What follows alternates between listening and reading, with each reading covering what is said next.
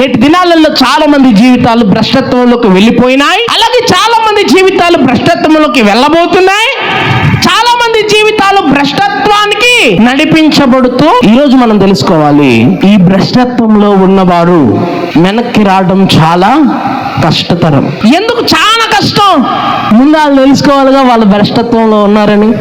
ఆ వారిని వదిలిపెట్టాలి. నీ జీవితంలో చెడున్నంత కాలం, నీ జీవితంలో పాపం ఉన్నంత కాలం, నీ జీవితంలో అతిక్రమం ఉన్నంత కాలం, నీ జీవితంలో నాశనం ఉన్నంత కాలం నిన్నెవరు కూడా ఆ భ్రష్టత్వంలో నుండి బయటికి తీసుకురాలేరు. స్వయాన దేవుడు అనుకున్నా తీసుకురాలేరు. దేవుడు పాపాన్ని క్షమిస్తాడు. ఎప్పుడు తెలుసా?